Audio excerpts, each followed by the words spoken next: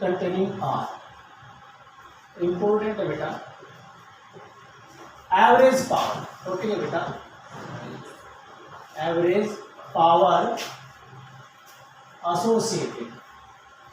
Associated with R. R का मतलब है नॉन इंडक्टिव सर्किट। कैसा बेटा? Non inductive. कैसा बेटा? Non inductive. नॉन इंडक्टिव है, आर ओनली आर है सर्किट में, और उसके ऊपर हमने क्या निकालनी है? पावर। क्या निकालनी है? Power. The average power associated with R. तो इसके लिए क्या है बेटा? इसके लिए सिंपल सा है कि हम एक रेजिस्टर लेंगे जिसका रेजिस्टेंस कितना बेटा? आर है, और उसके अक्रॉस क्या अप्लाई कर दिया हमने? एसी। क्या अप्लाई कर दिया? AC, alternating source of EMF. तो ए बराबर है E not sine omega t. Equation number 1। ठीक है, ये हमें पहले ही पता, जब किसी एसी सर्किट में खाली आर होगा तो करंट क्या होगा? We know that. ये हमें पहले ही पता कि जो करंट होता है, we know that the current through the resistor, the value of current, जो करंट की जो वैल्यू है, value of the current in R is I बेटा, आई इज इक्वल टू ये होता है I naught and that is sine omega t. Sine omega t, equation number.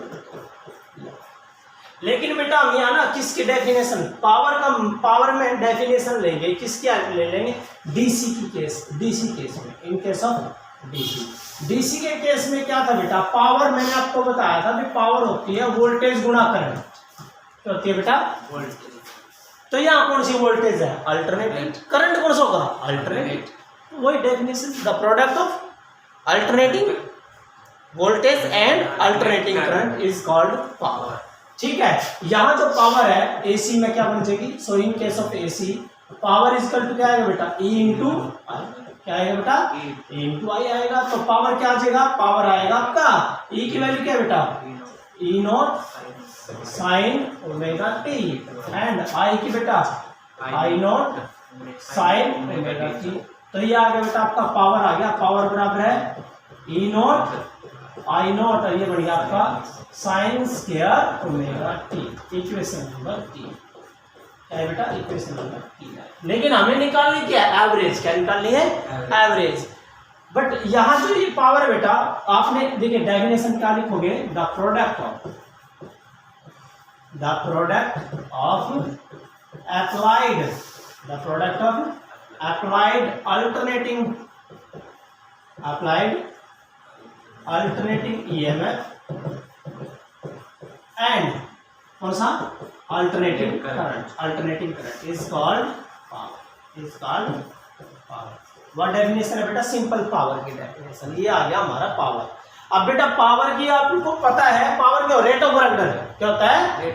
Time rate of work done. दूसरी unit में कराया था, time rate of work done है किसके द्वारा? सोर्स ऑफ ईएमएफ के द्वारा। क्या मेंटेन करने के लिए? करंट को मेंटेन करने के लिए। बट पावर क्या होता है बेटा? पावर बराबर होता है dW/dt। क्या होता है बेटा? dW/dt, time rate of work done by the source of EMF to maintain the current in the circuit.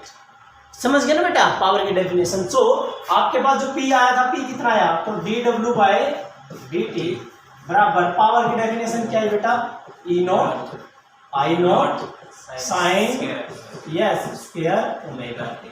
आ गया? तो यहाँ से W काट दो, dW बराबर आ गया E naught I naught sine square omega t into ये इक्वेशन आपकी 4, इक्वेशन नंबर 4। ये अमाउंट ऑफ वर्क डन आ गया कितने टाइम के लिए? स्मॉल टाइम के लिए। हमने टोटल काटना बेटा, क्या निकालना है? Total amount of work done काटना, तो उसके लिए क्या निकालना पड़ेगा? अपना एवरेज। क्या निकालने पड़ेगा बेटा?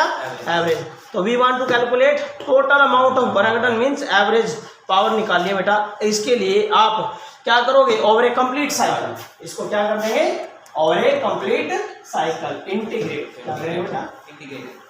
इंटीग्रेट इक्वेशन 4, ठीक है, ऑन बोथ साइड, दोनों तरफ इंटीग्रेट करते बेटा। इस तरफ इंटीग्रेशन करेंगे dW, इस तरफ इंटीग्रेशन बेटा ई नॉट आई नॉट बाहर आ गया, किसका इंटीग्रेशन होगा? 0 से t बेटा किसका? Sine square omega t into आ गया बेटा। तो ये क्या बनेगी? टोटल वर्क क्या आएगा? Total amount of work that is W। ये तो एवरेज वर्क आ गया बेटा, टोटल वर्क आ गया ओवर ए कंप्लीट साइकिल।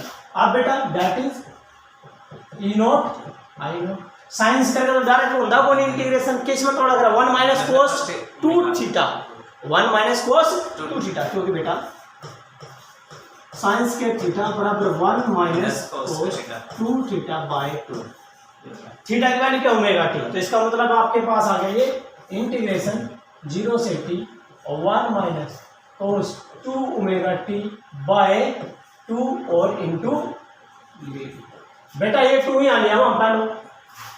तो work is equal to E naught I naught by 2 और मैंने दो भागों में कर दूं, एक बार तो 0 से t किसका इंटीग्रेशन 1 इंटू dt माइनस एक बार बेटा 0 से t किसका cos 2 omega t into dt।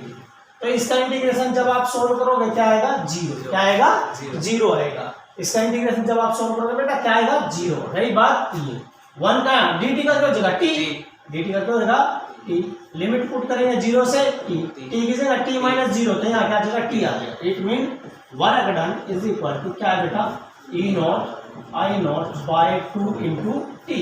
ये टी यहाँ ले गया हो बेटा, तो work by time is equal to E naught by I naught by E naught I naught by 2। ये क्या आ रहा है? Total work by total time. क्या बन गया? Average power. क्या बन गया बेटा? Average power. तो एवरेज पावर क्या है बेटा? So average power in R, R के अंदर बेटा एवरेज पावर क्या बनेगी? P बराबर है E naught I naught by 2। बेटा मैं इसको ऐसे लिख सकता हूँ E naught by √2 into I naught by √2। ये किसकी आ रहा है? ये क्या है? आरएमएस वैल्यू किसकी? वोल्टेज की। या किसकी आरएमएस वैल्यू? करंट की। किसकी है? करंट की। तो एवरेज पावर जो बेटा average power in R, R के अंदर जो आ गया आपका EV into IV, EV into IV, याद रखना ये आ गया बेटा ईवी इंटू आईवी। तो average power in the AC circuit is the product of क्या? RMS value of applied voltage. ये वर्चुअल बेटा जो आरएमएस वैल्यू होती है उसको क्या बोलते हैं? वर्चुअल। क्या बोलते हैं बेटा? वर्चुअल। क्या बोलते हैं बेटा? वर्चुअल वैल्यू बोलते हैं आरएमएस वैल्यू। तो आरएमएस वैल्यू किसकी है? वोल्टेज की। और आरएमएस वैल्यू किसकी? करंट की। इन दोनों का प्रोडक्ट क्या क्या लाएगा? Power, average power. ये तो आ गया बेटा एवरेज पावर इन आर। किसमें आया? आर के अंदर है। ठीक है बेटा, ये तो बेटा आर वाला topic, average power associated to the R, खाली आर में आया बेटा।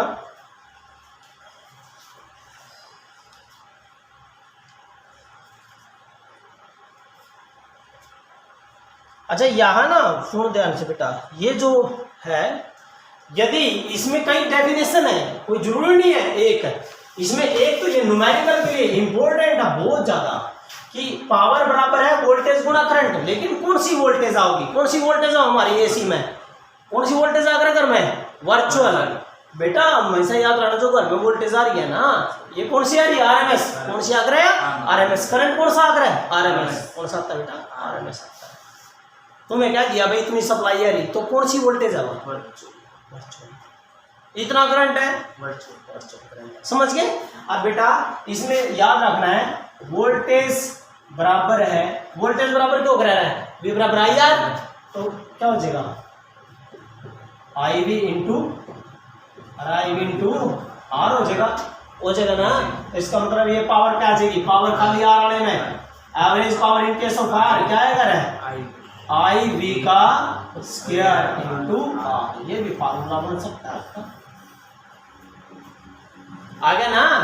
और यदि एक और आ जाएगा 1 2 न्यूमेरिकल है, कहता है a 100 ohm resistor is connect to a 220 volt 50 hertz AC supply. बेटा जो 50 हर्ट्ज देकर रखा ना वह क्या है? एसी की फ्रीक्वेंसी है, जो किधर की मारता है? एसी दे रखी। एसी की जो वोल्टेज आकर कितनी, वो कौन सी हो रहा है? ईवी। तो इसका मतलब है रेजिस्टर कितना है? देखो बेटा एनसीईआरटी क्वेश्चन है बेटा ये, एनसीईआरटी क्वेश्चन है बेटा। तो इन्हें क्या किया कि 100 ओम का एक रजिस्टर है जो कनेक्ट कर दिया बेटा, ये टॉपिक है। कितने ओम का है? 100 ओम। यहाँ एसी कितनी है? 220 वोल्ट है और 50 हर्ट्ज फ्रीक्वेंसी है इसके साथ कनेक्ट। ये है आर आ रहा है क्या? आगे वही टॉपिक क्या कहा है? और what is the RMS value of current? क्या गिवन क्या बेटा? आर कितना है? 100 ईवी। Very good. ईवी कितना है?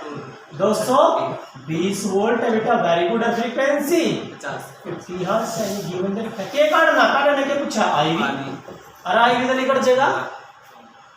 ईवी बराबर है ईवी बराबर आईवी गुणा ओम्स लॉ। क्या करता है बेटा? ओम्स लॉ वी बराबर आई। लेकिन यहाँ वोल्टेज कितनी है हमारी?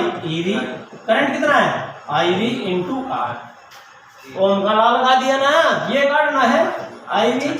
सो आईवी इज इक्वल टू बेटा ईवी कितनी है अपना? 220। आर कितना बेटा? 100। कट गया 2.2। ईवी कितना होगा आपका? 2.2 एम्पियर। 2.2 एक आ गया आंसर। आया।